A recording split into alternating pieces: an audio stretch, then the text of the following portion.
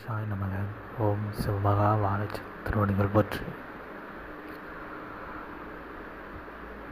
மாணிக்க மலையாய் மகா சபைதனை கொண்டிருக்கின்ற சிவமகா வாழை சித்தனை அகமகிழ்வோடு மரகதத்திற்குள் ஒளிந்திருக்கும் மாணிக்கம் அதுபோல் உயர்நிலை கொண்ட பெரும்நிலை ஆற்றலுக்குள் பொறுமை நிலை கொண்டு பெரும் ஆற்றலாய் புண்ணிய யுகத்தை மாற்றுகின்ற அருமாற்றலை மறைத்து வைத்து மகாசபை அமைத்திருக்கின்ற சித்தனே, அகமகிழ்வோடு அதிகாலை வாழ்த்துக்களை உமக்கு வழங்க வந்திருப்பது எவரென்று அறிவீரோ?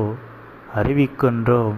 இவ்வுலகம் அறிய பாருலகம் அறிய அனைவர் பாவமும் அழிய உயர்நிலை கொண்ட வாழ்த்துக்களாய் வழங்க வந்திருப்பது மாணிக்க அம்பாள் என்ற நிலை கொண்டவள் யாம். ராமலிங்கேஸ்வரர் என்ற ஓர் ஆலயம். அவ்வாலயத்தில் அமர்ந்திருப்போம் சிவத்தின் சக்தியாய். யாம் மாணிக்க அம்பாளாய் இருக்கும் தலமோ கோதாவரி என்று அறிவித்து அத்தலத்திலிருந்து யாம் உம்மை வாழ்த்த தலம் நாடி வந்திருக்கின்றோம்.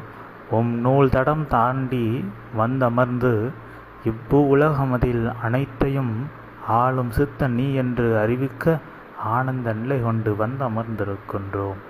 எந்நேரமும் எக்காலமும் எவ்வேளையும் என்னொடி பொழுதும் என் நிலையில் எங்கு அமர்ந்த பொழுதும் அனைத்து தெய்வங்களையும் ஆகர்ஷணம் செய்து அருள்நிலை ஆசிகளை இவ்வையகத்திற்கு அளிக்கும் ஆற்றல் கொண்ட மகா புண்ணிய நூலாம் ஆதி கைலாய சிவசூட்சம நூலென்ற பெரும் பொக்கிஷ பேழைதனை கொண்டு சுமந்து அதனை தான் மட்டும் வைத்திருந்து என்ன பலன் என்று தம்மை நாடி வந்த அனைவருக்கும் அதனை தன் எண்ணமது முழுமையாக அகமகிழ்ந்து மனமாற பகிர்ந்து நிற்கின்ற சித்தனே, அப்பகிர்வு நிலைக்கு உம்மை பரிவு கொண்டு வாழ்த்துகின்றோம்.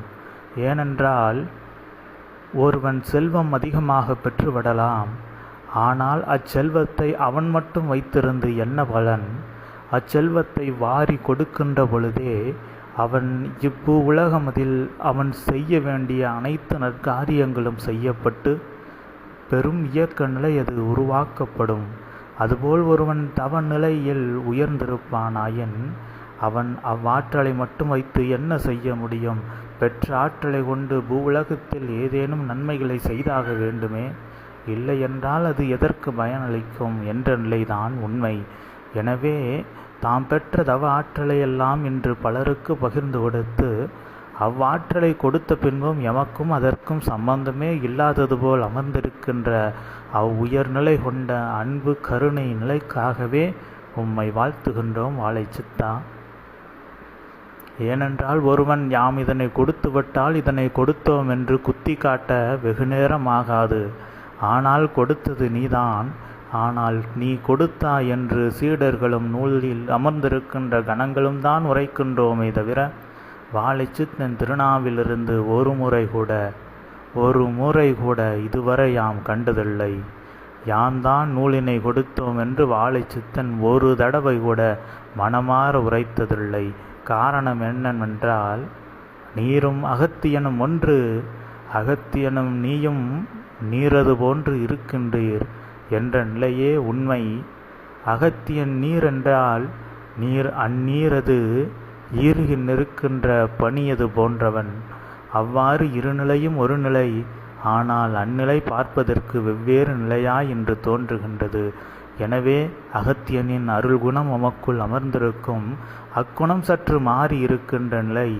ஆனால் இரண்டும் ஒரு நிலை என்பதை உணர்ந்தோர் உயர்வு அடைந்து கொண்டிருக்கின்றார்கள்.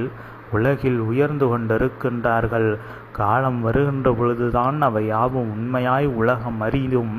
அந்நிலைக்கு ஏற்றாற்போல் உயர்நல் சீடர்களை தயார் செய்து கொண்டிருக்கின்ற சித்தனே, அகத்தியனின் அருள் சீடனாய் இருந்து உயர் சபையை நல் ஆசானாய் பெற்று நிற்கின்ற ஆசானே, ஆசான்களுக்கெல்லாம் ஆசானாக அமரும் ஆசனமிட்டு கொண்டவனே, அமர்ந்த நிலைதனையில் இருக்கின்ற ஆசான் பதவியை கூட பலருக்கு பகிர்ந்து கொடுக்கின்ற அளவிற்கு ஆசான் என்ற நிலையின் மீதும் அன்பும் பற்றும் இல்லாது அவற்றை ஒரு துச்சமாக எண்ணி நின்று இவ்வுலகமதில் எந்நிலை வந்தாலும் எமக்கு கவலை இல்லை, எந்நிலையில் ஒருவர் வந்தமர்ந்தாலும் எமக்கு கவலை இல்லை. ஏனென்றால் எமக்கு யுகம் மாறினால் போதும் என்ற உயர்நிலை நிகழ்வை மட்டும் சிவத்தின் திருப்பாதங்களில் சமர்ப்பித்து இன்று அச்சிவமே உமக்காக யுகமாற்றம் அது மாற்றுவிக்க வந்து அமர்ந்திருக்கின்றார் என்ற நிலையை உணர்ந்திருக்கின்ற சித்தனே, இந்நிலையின் மூலமாக சபை அது உயர்ந்திருக்கும். எக்காலமும் சபை உம்மால் நடத்தப்பட்டிருக்கும். உம்முடைய காலத்திற்கு பின்னாலும் சபை உயர்நிலை கொண்டதாய் உயிர்நிலை கொண்டதாய் உயர் மகா பிரபஞ்ச ஆற்றல்களை எல்லாம் எப்பொழுதும் கிரகிக்கின்ற நிலைதனை முழு நிலையாக நீர் கட்டுப்படுத்துகின்றீர்.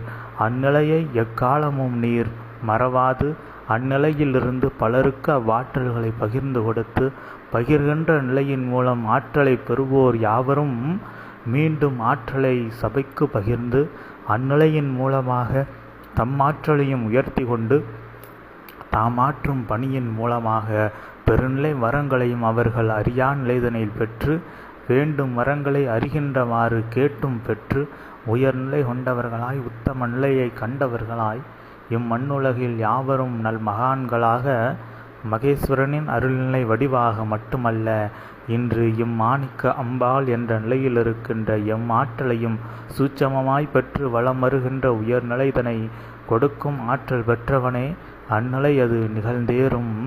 ஆணும் பெண்ணும் எவ்வகை ஜீவராசிகளும் ஜீவ ஜந்துக்களாக இருந்த பின்பும் அவையாவும் உயர்நிலை கொண்ட ஆதி இறை நூலின் அற்புத கசிவுகளை சுமந்திருக்கின்ற ஜீவன்களாக இப்புண்ணிய யுகமதில் மாறியிருக்கும். இந்நிலை எதற்கு நடக்கின்றது? ஏன் அகத்தியன் சபை அமைத்து அகத்தியனின் மூலமாக வாழைச்சித்தன் என்பவன் இவ்வுலகறிய அறிவிக்கப்பட்டு எதற்காக சபை உயர்ந்தோங்கி இதன் மூலமாக யுகமது மாற வேண்டும் என்ற நிலைக்கு ஓர் காரணம் உண்டு. காலம் வருகின்ற பொழுது கனிவு கொண்டு எடுத்துரைப்போம். அந்நிலை வருகின்ற பொழுது உம்நிலை எதுவென்பதை உணர்ந்து கொள்ளும். இவ்வுலகம் என்ற நிலைதனை அறிவித்து அகமாகற அதிகாலை வேளைதனில் மாணிக்கத்திற்குள் மறைந்திருக்கின்ற ஆற்றல்களெல்லாம் எவர் அறிவார்? அதுபோல் மகா சித்தனாக அமர்ந்திருக்கின்ற உமக்குள் இருக்கும் ஆற்றலை முழுமையாக நீர்கூற அழியாத நிலைதனில் அமர்ந்திருக்கின்றீர். ஒரு நீரின் ஆற்றல் நீருக்கு அறிய இயலுமோ? அது தேங்கி நிற்கின்ற பொழுது ஒரு குளமாக குட்டையாக இருக்கும். அதில் அதிக மழையது பொழிகின்ற பொழுது அம்மழையது பொழிகின்ற நிலையினால் அதன் ஆற்றல் அதிகரித்து அதில் சூட்சம ஆற்றல் மட்டுமல்ல இயக்க ஆற்றலும் அதிகரித்து மலைகளிலிருந்து சிறுநிலை ஓடையாக வந்தது பெரும் காட்டாறாக நீர்வீழ்ச்சியாக விழுகின்ற பொழுது அத்தனை நாட்கள் அமைதியாக இருந்த நீர் இன்று இவ்வாறு ஆர்ப்பரித்து நிற்கின்ற நிலையை கண்டு பிறர்கள் பிரமித்து நிற்பார்களோ? அதுபோல் ஆதி இறை நூலின் அற்புத பெரும்நிலை கசிவுகள் எல்லாம் இவ்பூ உலகமதில் உம்மால் வழங்கப்படுகின்ற பொழுது நிலை சிறு குட்டை போன்று இன்று ஒரு சிவசபை அது தேங்கி நிற்கின்றது. இந்நிலை பெரும் காட்டாறாக நீர்வீழ்ச்சியாக இது செல்கின்ற தளங்களில் இருக்கின்ற தடைகளையெல்லாம் அடித்து நொறுக்கி ஏன் அத்தலங்களையே சுத்தம் செய்கின்ற பெரும் நீருடைய உயர் உந்துதலினால் மாற்றப்படுகின்ற நிலையதுபோல் கல்மலையும் கரைந்திருக்கும் உம்முடைய மகா சபையது செல்கின்ற தலத்தில் இருக்கின்ற கல்மன மாந்தர்களினுடைய நிலையது கரைந்திருக்கும் என்ற நிலையை உதாரணமாக உரைத்து அந்நிலை அதுபோல் உயர்நிலையாய் சபையின் ஆற்றலது உயர்ந்து ஓங்கி நிற்கும் அந்நிலைக்கு உயர்நிலையாய் சிவசபையை இன்று சூட்சமத்தில் தயார் செய்து கொண்டிருக்கின்றவனே, சூட்சம நூல்களெல்லாம் தயார் நிலையில் அமரப் போகின்றன. அவ்வாறு அமர்கின்ற வேளைதனில் உரைத்த நிலையதுபோல் காட்டாராய் சபை செல்லும், கடும் நீர்வீழ்ச்சியாய் செல்லும். அதில் வருகின்ற உயர்நிலை உந்து ஆற்றல்களின் மூலமாக திசை மாறி அமையும் இக்கலியே மாறி நின்ற புண்ணிய யுகமாய் நிற்கும் என்ற நிலைதனை அகமாற அதிகாலை வேலைதனில் உமக்கு அறிவித்து நல்வாழ்த்துதலை வழங்கியதில் ஆனந்தம் கொண்டு அமர்கின்றோம். மாணிக்க அம்பாளாய் எக்காலமும் வந்து நிற்போம். உம்மை காக்கவும் எந்தளத்தின் அருகாமையில் உமக்கு ஓர் நல் தலம் கொடுப்போம் சபையமைக்க என்று அறிவித்து கோதாவரிதனில் அருள்நிலையாய் ஆற்றல் நிலையாய் ராமலிங்கேஸ்வரர் ஆலயத்தின் அருகாமையில் மாணிக்க அம்பாளாய் யாம் வந்து உரைத்த இந்நிலை உண்மை என்று இவ்வுலகம் அறிகின்ற பொழுது அறிவிக்கப்படுகின்ற பொழுது அதற்கு சாட்சியாய் எம்தளத்தின் அருகாமையில் உமக்கு அருள் சபையது வழங்கப்படும். அது வாழை சித்தனுடைய பெரும் சபையாய் நிகழும் என்ற நிலைதனை அகமாற அறிவித்து அமர்கின்றோம். வரம் கொடுத்து சித்தா. ஓம் அகதீஷாய் நமக. ஓம் சிவமகா வாகிஸ்தருடைய பற்றி.